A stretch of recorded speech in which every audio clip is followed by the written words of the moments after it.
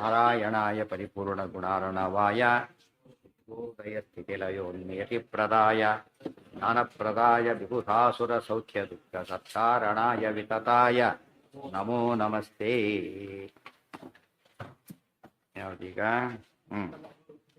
ಈ ನಯಸ್ಯ ಕಶ್ಯ ಅನೀಶತ್ವ ದುಃಖಿತ ಎಲ್ಲ ಒಂದೊಂದೇ ಹೇಳುತ್ತಾ ಏನವು ದೋಷಗಳೆಲ್ಲ ದೇವರು ದೋಷಗಳನ್ನು ತೋರಿಸ್ತಾನೆ ಅಂದರು. ಏನು ದೋಷಗಳು ಅಂದ್ರೆ ಅಜ್ಞತ್ವಂ ಪಾರವಸ್ಯಂಚ, ಆಮೇಲೆ ವೇದ ಭೇದಾಧಿಕಂ ತಥಾ ಪ್ರಾಕೃತ ದೇಹತ್ವಂ ದೇಹತ್ಯಾಗಾಧಿಕಂ ತಥಾ ಅನೀಶತ್ವಂಚ ದುಃಖಿತ್ವಂ ಸಾಮ್ಯಮನ್ಯಶ್ಚ ಹೀನತಾಂ ಪ್ರದರ್ಶಯಿಸಿ. ಒಂದು ಡಿಫಿಕಲ್ಟ್ ವರ್ಡ್ಸ್ ಇಲ್ಲ, ವೆರಿ ಸಿಂಪಲ್ ಇದು.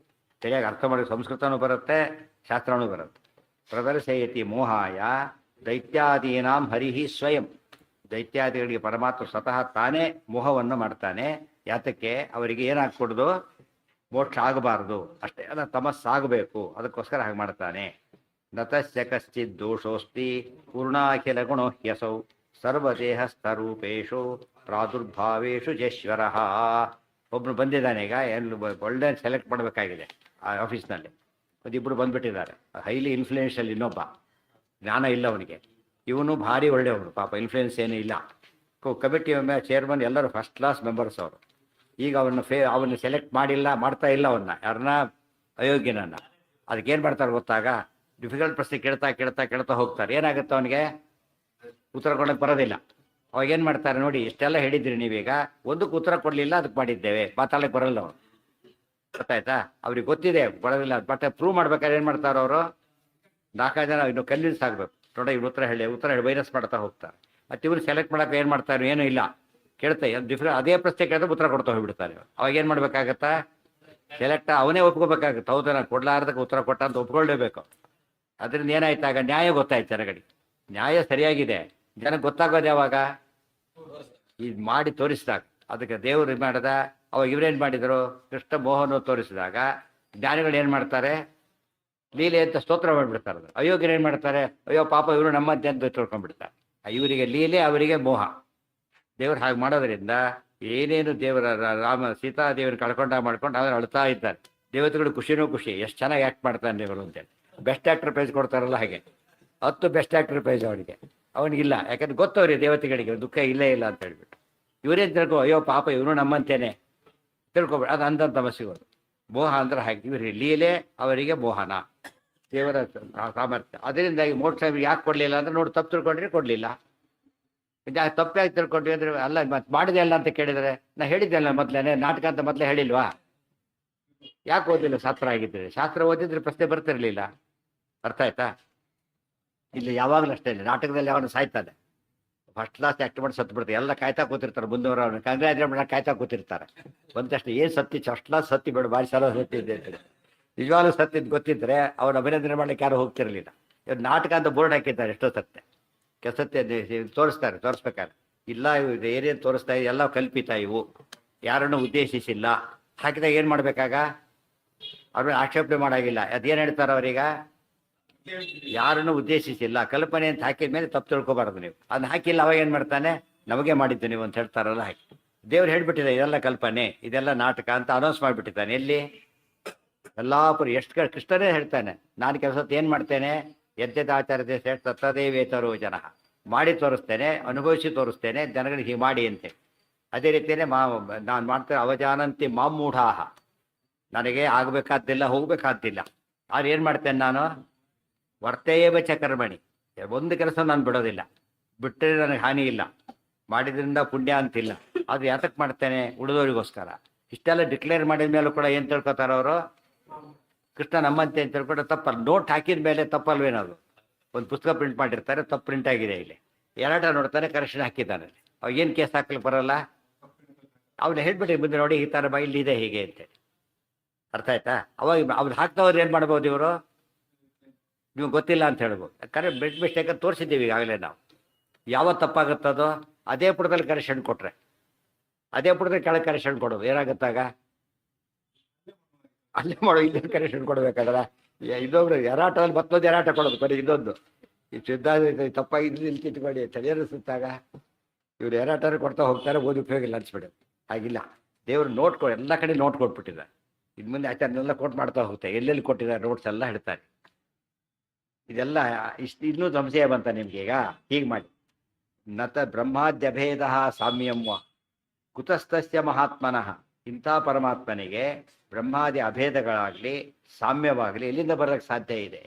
ಯದೇವಂ ವಾಚಕಂ ಶಾಸ್ತ್ರಂ ತದ್ಧಿ ಶಾಸ್ತ್ರಂ ಪರಂ ಮತಂ. ಈ ರೀತಿ ಯಾವ ಶಾಸ್ತ್ರ ಹೇಳುತ್ತಲ್ಲ ಅದೇ ನಿಜವಾದ ಶಾಸ್ತ್ರ. ದೇವರು ಗುಣಪೂರ್ಣ, ದೋಷ ದೂರ ಅಂತ ಹೇಳಿದರೆ ಏನದು? ಇವತ್ತು ಬ್ರಹ್ಮಸೂತ್ರ ಭಾಷ್ಯ ಶಾಸ್ತ್ರ. ಯಾತಕ್ಕೆ? ನಾರಾಯಣಂ ಗುಣ ಸರ್ವೈರ್ ಉದೀರ್ಣಂ ದೋಷವರ್ಜಿತಂ. ಅದನ್ನ ಹೇಳಿದ್ದಕ್ಕೆ ಶಾಸ್ತ್ರ. ಅದು ಹೇಳಿದವ್ರು ಏನಾಗ್ತಿತ್ತದು? ಶಾಸ್ತ್ರ. ಆ ವಿಷಯ ಹೇಳೋದಿಲ್ಲ, ಶಾಸ್ತ್ರ ಅಲ್ಲ ಅದು, ವಿರುದ್ಧ ಹೇಳುತ್ತೆ, ಕುಶಾಸ್ತ್ರ. ಅದು ಶಾಸ್ತ್ರ ಬೇರೆ, ಶಾಸ್ತ್ರ ಅಲ್ಲ ಬೇರೆ, ಕುಶಾಸ್ತ್ರ ಬೇರೆ. ಯಾವ ಇಂಜಿನಿಯರಿಂಗ್ ಮೆಡಿಕಲ್ನಲ್ಲಿ ದೇವ್ರ ನಿರ್ದೋಷ ಅಂತ ಹೇಳೋಕೆ ಹೋಗೋದಿಲ್ಲ ಅವರು, ಗುಣಪೂರ್ಣ ಅಂತಲೇ ಹೇಳೋದಿಲ್ಲ. ಆದ್ದರಿಂದ ಏನವು ಅಯ್ಯ ಮೋಕ್ಷ ಕೊಡೋ ಶಾಸ್ತ್ರಗಳಲ್ಲ ಅವೆಲ್ಲ ಕೂಡ. ಆದರೆ ಲೌಕಿಕ ಸಾಕಷ್ಟೇ. ಆದರೆ ಇವೆಲ್ಲ ಇದೆ ಅದ್ವೈತಾದಿಗಳು ಏನವು? ಇದೇ ದೇವರ ದೋಷ ಹೇಳ್ತೇವೆ. ಆದ್ದರಿಂದ ಏನವೆಲ್ಲ ಕೂಡ ಶಾಸ್ತ್ರ ಅಲ್ಲ. ಶಾಸ್ತ್ರ ಅಲ್ಲ, ವಿರುದ್ಧ ಶಾಸ್ತ್ರ. 3 ಭಾಗ ಇದೆ, ಸಾತ್ವಿಕ, ರಾಜಸ, ತಾಮಸ ಇದ್ದಾಗ. ಲೌಕಿಕ ವಿದ್ಯೆ ಎಷ್ಟೇ ಕರೆಕ್ಟ್ ಹೇಳಿದ್ರು ಕೂಡ ಏನು ಆನ್ಸರ್? ಅದು ರಾಜಸ ಅಷ್ಟೇ, ಅದು ಸಾತ್ವಿಕ ಅಲ್ಲ. ಅದು ದೇವ್ರ ಬಗ್ಗೆ ಹೇಳಿದ ಸರಿಯಾಗಿ ಹೇಳಿದ್ರೆ ಮಾತ್ರ ಸಾತ್ವಿಕ.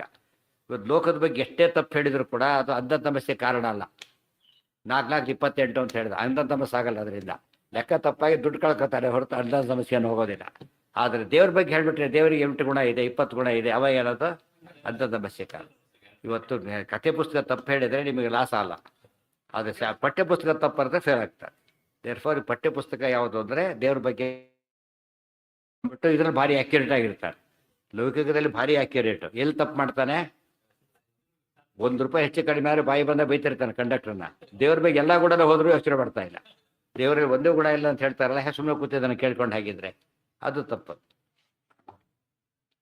ಅಂದರೆ ಯಾವುದಕ್ಕೆ ಬೆಲೆ ಇದೆಯಾ ಯಾವುದಕ್ಕೆ ಬೆಲೆ ಇಲ್ಲ ಅಂತ ತಿಳ್ಕೊಂಡ್ರೆ ಅವಾಗ ನಮಗೆ ತುಂಬ ಜನ ಬೈತಿರ್ತಾರೆ, ಅದ್ವೈತಲ್ಲಿ ಭಾರಿ ಬೈತೀರಿ ನೀವು ಅಂತೇಳಿ. ನಾವು ಅದ್ವೈತ ಬೈಲಕ್ಕೆ ಹೊರಟಿಲ್ಲ. ಅದರಿಂದ ಆಗ ಅನರ್ಥ ಏನು ಅಂತ ಕೇಳಿದರೆ, ದೇವ್ರಲ್ಲಿ ಗುಣ ಇಲ್ಲ ಅಂತ ಹೇಳ್ತೀರಿ. ಎಷ್ಟು ಗುಣ ಇದೆ ಆ ಥರಲ್ಲಿ? ಅನಂತ. ಅಂತ ಒಂದು ಗುಣ ಕಡಿಮೆ ಹಾಕಿದ್ರೇ ಗಲಾಟೆ ಮಾಡ್ತಾರೆ. ಅನಂತ ಗುಣ ಜೀರೋ ಮಾಡ್ತಾರಲ್ಲ, ಇದನ್ನು ಯಾವ ನ್ಯಾಯ ಅಂತ ಏನು ಮಾಡಬೇಕಾಗ? ಇದು ದ್ವೇಷ. ಏನಿದೆ? ದ್ವೇಷ ಅಲ್ಲ, ಇದು ಏನಿದು? ಅನ್ಯಾಯ. ಅನ್ಯಾಯನ ತಪ್ಪಿಸೋದು ದ್ವೇಷ ಅಂತ ಕರೀತಾರೆ ಯಾರಾದರೂ? ನ್ಯಾಯ ಅಂತ ಕರೀತಾರೆ. ಅನ್ಯಾಯವನ್ನು ತಪ್ಪಿಸಿದ್ರೆ ಏನಂತಾರೆ? ಅದಕ್ಕೆ ದ್ವೇಷ ಅಂತ ಕರೆಯೋದಿಲ್ಲ. ಗುಣವನ್ನು ಮುಚ್ಚಾಕಿದ್ರೆ ದ್ವೇಷ ಅಂತ ಕರೀಬೇಕು. ನೀವು ದ್ವೇಷ ಮಾಡ್ತಿದ್ದೀರಿ, ನಾವು ನ್ಯಾಯ ಸಲ್ಲಿಸ್ತಿದ್ದೇವೆ ಅಷ್ಟೇ. ಯಸ್ಮಾತ್ ಕೃತಾನಿ ಯಥಾರ್ಥ ನಿರ್ಣಯಾಯೈವ. ನಿಮ್ಗೆ ಅನ್ಸ್ಬಿಟ್ಟು ಡೌಟ್ ಬರುತ್ತೆ, ಆಗ ಒಂದು ಕೆಲಸ ಮಾಡಿ. ನಿರ್ಣಯಾಯೈವ ಯತ್ ಪ್ರೋಕ್ತಂ ಬ್ರಹ್ಮಸೂತ್ರಂತೂ ವಿಷ್ಣುನಾ ವ್ಯಾಸರೂಪೇಣ ತದ್ಗ್ರಾಹ್ಯಂ ತತ್ರೋಕ್ತ ಸರ್ವನಿರ್ಣಯಾ. ಈ ಪ್ರಶ್ನೆ ಕೇಳ್ಬೋದು. ಅಲ್ರಿ ಈ ವಾಕ್ಯನೂ ಇದೆ, ಆ ವಾಕ್ಯನೂ ಇದೆ, ನೀವೇನು ಇದ್ರ ಮೋಹನ ಅಂತೀರಿ, ಸರಿ ಅಂತೀರಿ. ಹ್ಯಾಕೆ ತೀರ್ಮಾನ ಮಾಡಬೇಕು ಅಂದರೆ ಅದಕ್ಕೇನಿದೆ ತೀರ್ಮಾನ? ಈಗ ಬ್ರಹ್ಮಸೂತ್ರ ಇದೆ, ಅದನ್ನ ಓದ್ಕೋ. ಈಗ ಗಲಾಟೆ ಬಂದು ಕೋರ್ಟ್ ಅಂತ ವ್ಯವಸ್ಥೆ ಮಾಡಿಲ್ಲ, ಇಬ್ಬರು ಜಗಳಾಡ್ತಾ ಇದ್ರು, ಹೊಡಿತಾರೆ. ನೋಡಿ, ಹೊಡೆದಾಡಬೇಡಿ, ಕೋರ್ಟ್ಗೆ ಹೋಗಿ. ಕೋರ್ಟ್ ಇರೋದು ಯಾತಕ್ಕೆ? ನೀವು ಹೊಡೆದಾಡಿ ಯಾಕೆ ಸಾಯ್ತೀರಿ ಅಂತ ಕೇಳ್ತಾರಲ್ಲ, ಹಾಗೆ ಕೋರ್ಟ್ ಇರೋದೇ ಆಗುತ್ತೆ. ಸರ್ಕಾರ ವ್ಯವಸ್ಥೆ ಮಾಡಿದೆ. ಅದರಲ್ಲೂ ಡೌಟ್ ಬಂದರೆ ಮೇಲಿನ ಕೋರ್ಟ್ ಇದೆ, ಬ್ರಹ್ಮಸೂತ್ರ ಇದೆ, ಅಲ್ಲಿ ಓದ್ಕೊಡಿ. ಅಲ್ಲಿ ಏನಿಲ್ಲ, ದೇವ್ರ ಬಗ್ಗೆ ಹೇಳಿ ಲೋಕವತ್ತು ಲೀಲಾ ಸೂತ್ರ. ಲೋಕವತ್ತು ಲೀಲಾ ಕೈವಲ್ಯಂ. ದೇವರು ಏನೇನು ಮಾಡ್ತಾನೆ? ಲೋಕವತ್ತು, ಲೋಕದ ಅನುಕರಣೆ ಮಾಡಿ ಮಾಡ್ತಾನೆ. ಅದೇನು ಲೀಲಾ, ಕೇವಲ ಲೀಲಾ. ಲೀಲಾ ಕೈವಲ್ಯಂ ಬಂದ್ರೇನು? ಕೇವಲ ಲೀಲೆ. ಉತ್ತರ ಬಂದೋಯ್ತಲ್ಲ ಆಗಲೇ, ಕಾರಣನೇ ಇಲ್ಲ. ಅದಕ್ಕೆ ಬ್ರಹ್ಮಸೂತ್ರ ಬರೆದಿರೋದೇ ಅದಕ್ಕೋಸ್ಕರ. ನಿರ್ಣಯಾಯೈವ ಯತ್ ಪ್ರೋಕ್ತಂ ಬ್ರಹ್ಮಸೂತ್ರಂತೂ ವಿಷ್ಣುನಾ ವ್ಯಾಸರೂಪೇಣ ತದ್ಗ್ರಾಹ್ಯಂ ತತ್ರೋಕ್ತ ಸರ್ವನಿರ್ಣಯಾ. ಯಾರೋ ಬರೆದಿದ್ದಾರೆ. ಯಾಕೆ ಓದಬೇಕು ಅಂದರೆ ವ್ಯಾಸರೂಪೇಣ ವಿಷ್ಣುನ, ಸ್ವತಃ ಭಗವಂತನೇ ಬರೆದಿರೋ ಗ್ರಂಥ ಅದು. ತದ್ಗ್ರಾಹ್ಯಂ, ಅದರಿಂದ ಅತ್ಯಂತ ಗ್ರಾಹ್ಯ. ತತ್ರೋಕ್ತ ಸರ್ವನಿರ್ಣಯ, ಅಲ್ಲಿ ಹೇಳಿದ್ದೆಲ್ಲ ಏನದು? ಎಲ್ಲ ನಿರ್ಣಯ ಹೇಳಿರೋದ್ರಿಂದ ಒಂದು ಸಂಶಯಗೂ ಅವಕಾಶ ಇಲ್ಲ. ಆದ್ದರಿಂದ ಅಲ್ಲಿ ಓದ್ಕೊಳ್ಳಿ. ಯಥಾರ್ಥವಚನಾನಾಂಚ ಮುಹಾರ್ಥಾನಾಂಚ ಸಂಶಯಂ ಅಪನೇತುಂ ಹಿ ಭಗವಾನ್ ಬ್ರಹ್ಮಸೂತ್ರಮಚೀಕೃಪತ್. ಬ್ರಹ್ಮಸೂತ್ರ ಬರೆದ ಜಾತಕ್ಕೆ ಇದೆಲ್ಲ ಬ್ರಹ್ಮಸೂತ್ರ ಫಾಸ್ಟಿಗೆ ಸೇರಿಸಿ ಓದ್ಕೋಬೇಕಿದ್ರೆ ಮೊದಲಿಗೆನೆ. ಬ್ರಹ್ಮಸೂತ್ರದ ಮಹಿಮೆ ಇದೆಲ್ಲ ಕೂಡ. ಯಥಾರ್ಥವಚನಾನಾಂಚ ಮುಹಾರ್ಥಾನಾಂಚ ಸಂಶಯಂ. ವೇದಗಳಲ್ಲಿ 2 ಅಂಶ ಇದೆ. ಈಗ ಏನು? ಏಕೋ ನಾರಾಯಣ ಆಸೀತ್ ನ ಬ್ರಹ್ಮ ನ ಶಂಕರ. ಏನಿದೆ ಎಲ್ಲ ಕೂಡ ಯಥಾರ್ಥವಚನ, ಕನ್ಫ್ಯೂಷನ್ನೇ ಇಲ್ಲ. ಏಕೋ ರುದ್ರೋ ನ ಅದ್ವಿತೀಯ ಆಯ್ತಷ್ಟೇ ಬಂತದ್ದು. ಮೋಹಾರ್ಥಾನಾಂಚ ಯಾತಕ್ಕೆ ಬಂತದ್ದು? ಮೋಹಕ್ಕೊಳಗಾಗೋರಿರ್ತಾರೆ, ಅದಾಗ್ತಾರೆ. ನಾವು ಹೇಗೆ ನಿರ್ಣಯ ಮಾಡಬೇಕು? ನಮ್ಮ ಸೂತ್ರ ಹೇಳ್ತೀವಿ. ಅದ್ರ ಯಾವ್ದು ಹೇಳ್ತೇವೆ? ಯಥಾರ್ಥ ವಚನ ಇಟ್ಕೋಬೇಕು. ಮೋಹಾರ್ಥ ವಚನವನ್ನ ಮೋಹಾರ್ಥ ಅಂತ ತಿಳ್ಕೊಬೇಕೆ ಹೊರತು ಏನಂತ ಓದಬಾರ್ದು, ಅದನ್ನ ಯಥಾರ್ಥ ಅಂತ ಓದ್ಕೊಡುದು. ಮೋಹಾರ್ಥಾನಾಂಚ ಸಂಶಯ ಬರೋದು ಯಾವಾಗ? ಒಂದು ಯಥಾರ್ಥ ವಚನ ಇದೆ, ಒಂದು ಮೋಹಾರ್ಥ ವಚನ ಇದೆ, ಆಗ ಸಂಶಯ ಬರುತ್ತೆ. ಬರೀ ಯಥಾರ್ಥ ವಚನ ಇದ್ರೆ ಏನು ಬರ್ತಿದ್ದಿಲ್ಲ, ಸಂಶಯ ಬರೋದಿಲ್ಲ. ಬರೀ ಸುಳ್ಳು ಹೇಳ್ತಾರೆ, ಸಂಶಯ ಬರೋದಿಲ್ಲ. ಅವ್ನು ಹೇಳೋದೇ ಸುಳ್ಳು ಅಂದ್ರೆ ಏನಾಗೋದಿಲ್ಲ, ಡೌಟ್ ಬರೋದೇ ಇಲ್ಲ. ಆದರೆ ಒಮ್ಮೆ ಸತ್ಯ ಒಮ್ಮೆ ಸುಳ್ಳು ಹೇಳಿದ್ರೆ ಡೌಟ್ ಬರುತ್ತೆ ನಮಗೆ, ಅಥವಾ ಒಬ್ಬರು ಸತ್ಯ ಒಬ್ಬರು ಸುಳ್ಳು ಹೇಳಿದ್ರೆ ಡೌಟ್ ಬರುತ್ತೆ. ಇವತ್ತು ಯಥಾರ್ಥ ವಚನವೂ ಇವೆ, ಮೋಹಾರ್ಥ ವಚನಗಳು ಇವೆ. ನಿರ್ಣಯ ಮಾಡೋದಕ್ಕೆ ಏನು ಮಾಡಿದ ಪರಮಾತ್ಮ ತಾನೇನೆ ಬ್ರಹ್ಮಸೂತ್ರಗಳನ್ನು ಬರೆದ.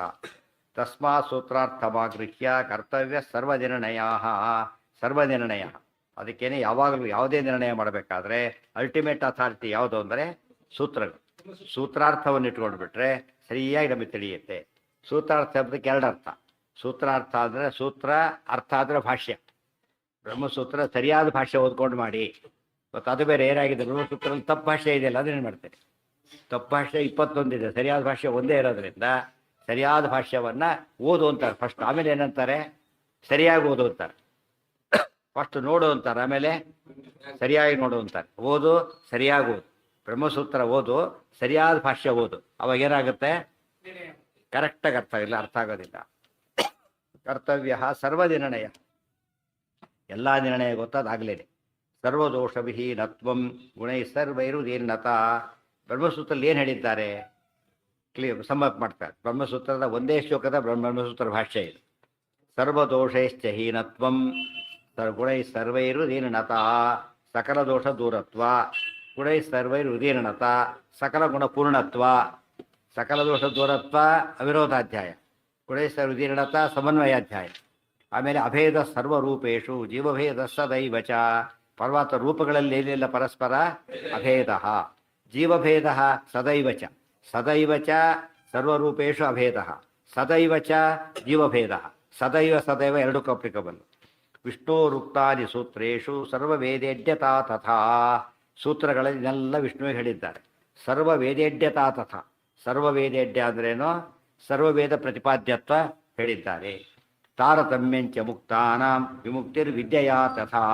ಇವೆಲ್ಲ ಸಾಧನಾಧ್ಯಾಯ. ತಾರತಮ್ಯಂಚ ಮುಕ್ತಾನಾಂ ವಿಮುಕ್ತಿ ವಿದ್ಯೆಯಾ ತಥಾ, ಅದು ಫಲಾಧ್ಯಾಯ. ತಸ್ಮಾದೇತದ್ವಿರುದ್ಧಂ ಯತ್ ಮೋಹಾರ್ಥಂ ತದುದಾಹೃತಂ. ವಿರುದ್ಧವಾಗಿ ಏನಾರು ಇದ್ರೆ ಏನು ಮಾಡ್ತಾರೆ, ಅದನ್ನು ಮೋಹಕ್ಕೋಸ್ಕರ. ಹೇಳಿದ್ದಾರೆ ಕೆಳಗೊಂದು ಕೇಸ ನಡೀತಾ ಇದೆ, ಮೇಲಿನ ಕೋಸ್ತು ಒಂದು ಜಡ್ಜ್ಮೆಂಟ್ ಸಿಕ್ತು, ಏನು ಮಾಡ್ತಾನೆ ಅವನು, ತಲೆ ಕೆಡ್ಸ್ಕೊಳಕ್ಕೆ ಹೋಗೋದಿಲ್ಲ. ಏನು ಮಾಡ್ತಾನೆ, ರೆಫರೆನ್ಸ್ ಕೊಟ್ಬಿಡ್ತಾರೆ ಸರ್. ಸಿಮಿಲರ್ ಕೇಸ್ ಬೇರೆ ಕೇಸ್ ಬಂದು ಮೇಲಿನ ಕೇಸ್ ಮತ್ತೆ ಅಕಸ್ಮಾತ್ ಅದೇ ಈಕ್ವಲ್ ಆಗಿದ್ರೆ ಏನು ಮಾಡ್ತಾನೆ, ಅದಕ್ಕೂ ಮಹತ್ವ ಇದೆ, ಪ್ರೆಸಿಡೆನ್ಸ್ ಆಗಿಬಿಡುತ್ತೆ. ಅದೇ ಕೇಸಿಗೆ ಇನ್ನೊಂದು ಉತ್ತರ ಕೊಟ್ಟು ಮೇಲಿನ ಕೋರ್ಟ್ ಕೊಟ್ಟರು ಮುಗಿದೋಯ್ತು ಕಣೆ. ಮೇಲಿನ ಕೋರ್ಟಲ್ಲಿ ಬಂದರೆ ಇವತ್ತು ಮಾತಾಡೋಕ್ಕೆ ಸಾಧ್ಯ. ಆದಷ್ಟೇ ಬ್ರಹ್ಮಸೂತ್ರ ಮೇಲಿಂದಲ್ಲ, ಸುಪ್ರೀಂ ಮೋಸ್ಟ್ ಆದ್ದರಿಂದ ಅದು ಫಾಲೋ ಮಾಡಿದರೆ ಮುಗಿದೋಯ್ತು. ತದುದಾಹೃತಂ. ತಸ್ಮಾತ್ ಯೇ ಗುಣ ವಿಷ್ಣೋ ಎಲ್ಲಿದೆ, ಮೋಹ ಇನ್ನೊಂದು ಪಾಠ ಕೆಳಗೆ ಹಾಕಿದ್ದಾರೆ. ಒಂದು ಪಾಠ ಅದು, ಇನ್ನೊಂದು ಪಾಠ ಇದು. ಮೋಹಾರ್ಥಂ ತದು. ಮೋಹಾಯ ಅಂದ್ರೆ ಒಂದೇ, ಮೋಹಾರ್ಥಂ ಒಂದಿದೆ. ಚತುರ್ಥಿ ವಿಭಕ್ತಿಗೆ ಗೋಸ್ಕರ ಅಂತ ಅರ್ಥ, ಮೋಹಕ್ಕೋಸ್ಕರ. ಅರ್ಥ ಯಾತಕ್ಕೋಸ್ಕರ, ಅದಕ್ಕೆ ಯಾವ ಪುರುಷಾರ್ಥ ಸಾಧನೆ ಮಾಡಿದ್ರಿ ಅಂತಾರಲ್ಲ, ಅರ್ಥ ಶಬ್ದ ಪ್ರಯೋಜನ. ಹಾಂ ಹೌದು, ಅದಕ್ಕೆ ಕೊಟ್ಟಿರೋದು. ಹೌದು, ನಾನು ಕೊಟ್ಟಿದ್ದಲ್ಲ, ವ್ಯಾಖ್ಯಾನದಲ್ಲೆಲ್ಲ ಹಾಕಿದೆ. ಅಷ್ಟು ಬರೆದಾರೆ. ಹೌದು, ಅಷ್ಟು ಅರ್ಥ ಇದೆ ಬ್ರಹ್ಮಸೂತ್ರ ಭಾಷೆ. ಅರ್ಥ ಎಲ್ಲ ಬರೆದಿದ್ದಾರೆ. ಈ ಬ್ರಹ್ಮಸೂತ್ರ ಯಾರು ಇದನ್ನು ಓದೋದಿಲ್ಲ, ಬ್ರಹ್ಮಸೂತ್ರ ಭಾಷೆ ತತ್ವಪ್ರಕಾಶ ಎಲ್ಲ ಓದಿರ್ತಾರೆ. ಇದು ಓದ್ದೆ ಹೋಗ್ಬಿಟ್ರೆ ಜಿಸ್ಟ್ ಗೊತ್ತಾಗೋದಿಲ್ಲ. ಆಚಾರ್ಯರ ಕೊಟ್ಟ ಇನ್ನೊಂದು ಭಾಷ್ಯ ಇದೆ, ಅಡುಭಾಷ್ಯ ಹೇಗೋ ಇನ್ನೊಂದು ಚಿಕ್ಕ ಅಡುಭಾಷ್ಯ ಇದ್ದಾಗಿದೆ. ಇತ್ಯಾದ್ಯುಕ್ತಂ ಭಗವತಾ ಭವಿಷ್ಯತ್ ಪರ್ವಣಿ ಸ್ಫುಟಂ. ತಸ್ಮಾತ್ ಯೇ ಗುಣ ವಿಷ್ಣೋ ಗ್ರಾಹ್ಯಾ ತೇ ಸರ್ವ ಏವತು. ತಸ್ಮಾತ್ ಆದ್ದರಿಂದ ವಿಷ್ಣೋ ಯೇ ಗುಣಾ ಉಕ್ತಾ, ವಿಷ್ಣುವಿಗೆ ಗುಣಗಳು ಅಂತ ಏನು ಹೇಳಿದ್ದಾರೋ ತೇ ಗ್ರಾಹ್ಯಾ, ಅವರು ಗ್ರಹಣ ಮಾಡಲೇಬೇಕು. ಎಷ್ಟನ್ನ ಸರ್ವೇ ಗುಣಾ ಅಂತ ಹೇಳಿದ್ರಿಂದ ಗುಣಗಳು ಅಂತ ಯಾವಾಗ ಹೇಳಿದ್ದೆ, ಯೇ ತೇ ಯಾವ್ಯಾವ ಗುಣಗಳು ಅಂತ ಹೇಳಲ್ಪಟ್ಟಿವೆಯೋ ಅವೆಲ್ಲವನ್ನೂ ಕೂಡ ಒಪ್ಪಲೇಬೇಕು. ಇತ್ಯಾದ್ಯುಕ್ತಂ ಭಗವತಾ ಭವಿಷ್ಯತ್ ಪರ್ವಣಿ ಸ್ಫುಟಂ. ಆಚಾರ್ಯ ಇಲ್ಲಿಂದ ಕೊಟ್ಟರೆ ಋಗಾದಯಶ್ಚ ನೆನ್ಪಿಟ್ಕೋಬೇಕಾಗಲ್ಲ.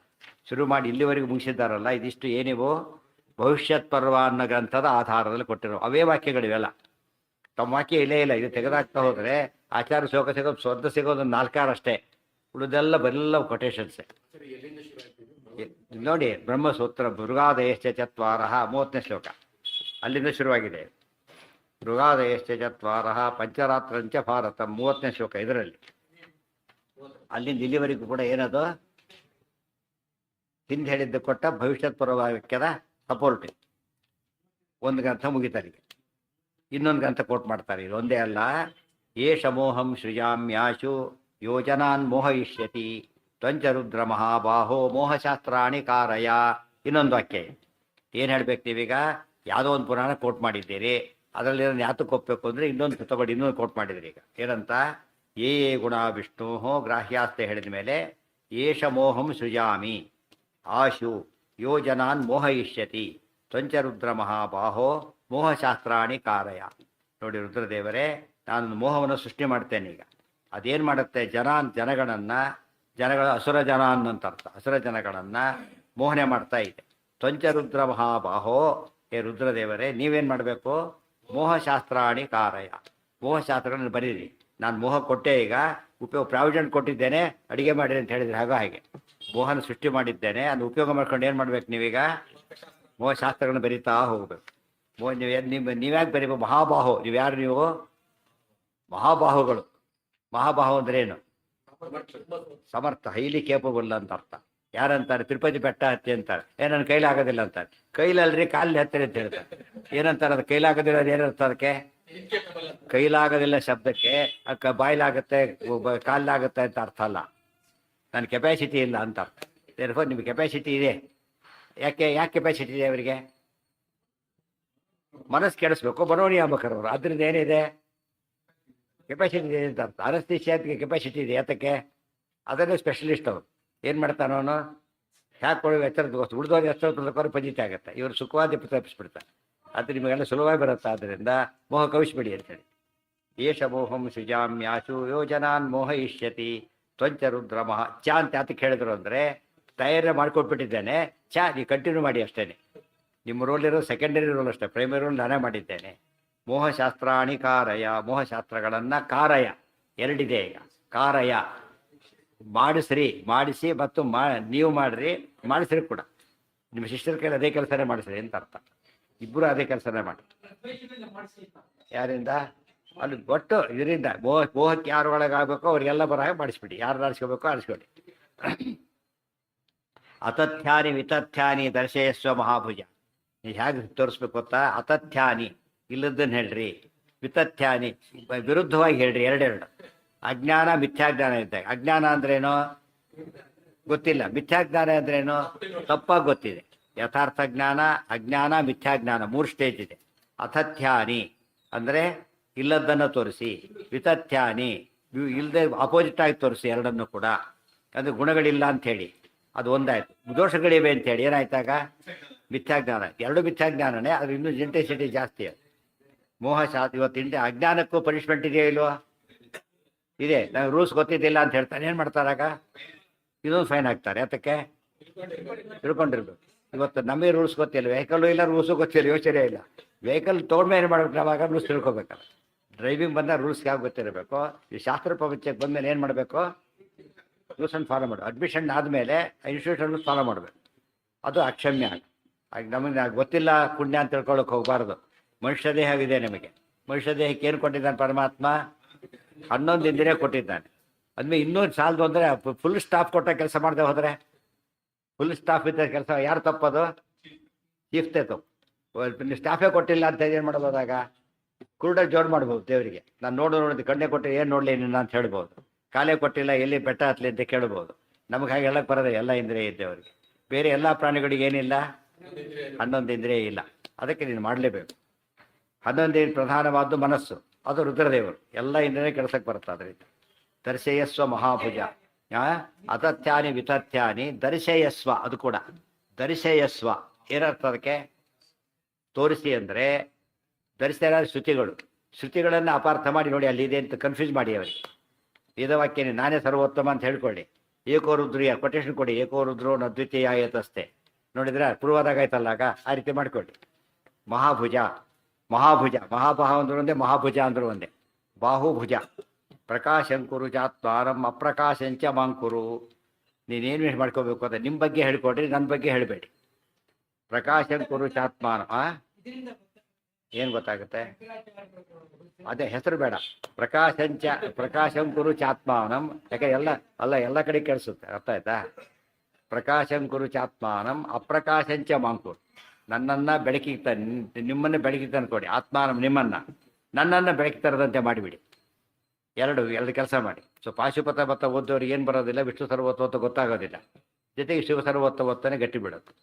ಅಪ್ರಕಾಶಂಚ ಮಾಂ ಕುರು ಇತಿ ವಾರಾಹ ವಚನಂ, ಅದು ಭವಿಷ್ಯತ್ ಪರ್ವ. ಇದ್ಯಾವುದಿದೋ ಇತಿ ವಾರಾಹ ವಚನಂ. ಆಚಾರ ಮತ್ತು ಇಲ್ಲೇ ಇಲ್ಲ, ಲಿಂಕ್ ಮಾಡೋದಷ್ಟೇ ಅವ್ರ ಕೆಲಸ.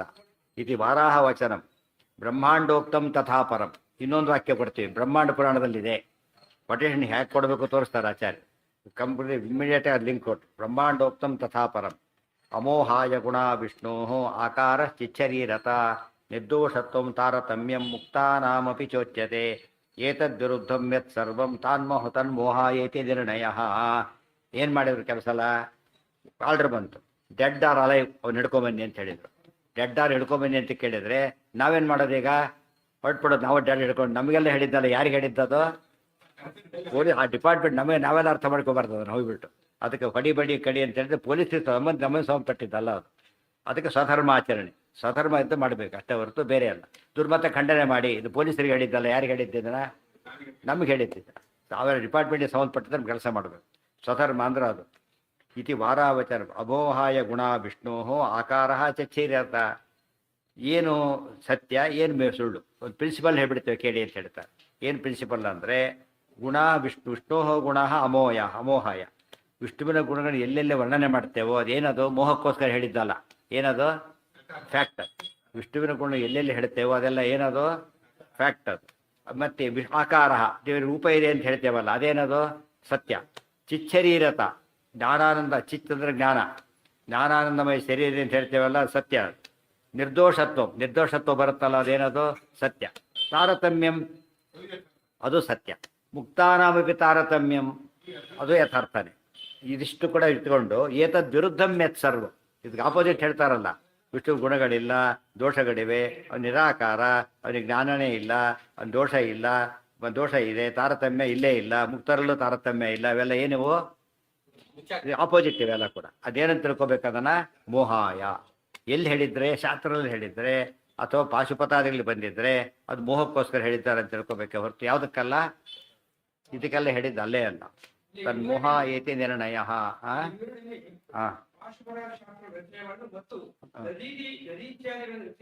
ಹೌದೌದು. ದದೀಚಿ ಮುನಿಗಳು ಅದು ಅನೇಕ ಆದಿ ಶಬ್ದದಿಂದ ದದೀಚಿ ಅನೇಕ ಮುನಿಗಳಿಂದ ಕೂಡ ಏನ್ ಮಾಡಿದ್ದಾರೆ ರುದ್ರದೇವರು.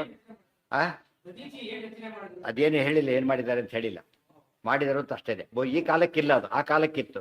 ಕೆಲವು ಹೋಗ್ತಾ ಬರ್ತಾ ಇರುತ್ತಲ್ಲ ಆ ಥರ. ಸ್ಕಾಂದೇ ಇದಿಷ್ಟು ಯಾವ ಪುರಾಣ? ಬ್ರಹ್ಮಪುರಾಣ. ಏತದ್ವಿರುದ್ಧಮ್ಯ ಸರ್ವ ತನ್ಮೋಹಾಯತಿ ನಿರ್ಣಯ. ಮೊದಲನೇದು ಅಮೋಹಾಯ, ಇದಿಷ್ಟು ಕೂಡ ಮೋಹಾಯ. ಶುರುವಾಗಿದ್ದು ಅಮೋಹಾಯ, ಇದು ಮೋಹಾಯ.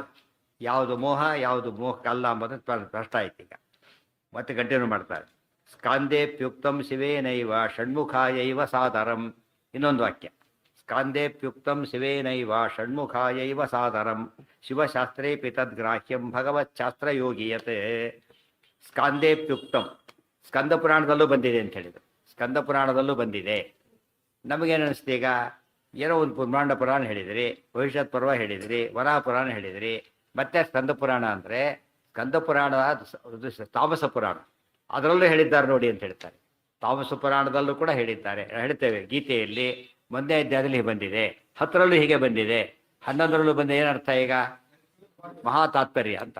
ಪುರಾಣಗಳಲ್ಲೇ ಸ್ಕಂದ ಪುರಾಣ ಎಂಬುದು ತಾಮಸ ಪುರಾಣ, ಅದರಲ್ಲೂ ಕೂಡ ಏನಂತ ಹೇಳ್ತಾರೆ?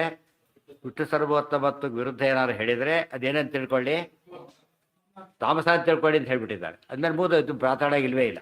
ಕ್ಲಾರಿಟಿ ಫುಲ್ ಬಂದಾಗ ಸ್ಕಾಂದೇಪಿ ಉಕ್ತಂ, ಅದಕ್ಕೆ ಅಪಿ ಶಬ್ದ ಹಾಕಿದರು. ಸ್ಕಂದ ಪುರಾಣದಲ್ಲೂ ಹೇಳಿದ್ದಾರೆ ಅಂತೇಳಿ ಅವರೂ ಹೇಳ್ತಾರೆ ಅಂತ ಹೇಳಿದಾಗ ಏನರ್ಥ? ಸಾತ್ವಿಕರಲ್ಲದವರು ಹೇಳ್ತಾರೆ, ಸಾತ್ವಿಕ ಪುರಾಣ ಅಲ್ಲದ ಪುರಾಣದಲ್ಲೂ ಬಂದಿದೆ. ಅದು ಯಾರು ಹೇಳ್ತಾರೆ ಗೊತ್ತಾ? ಶಿವೇನೈವ.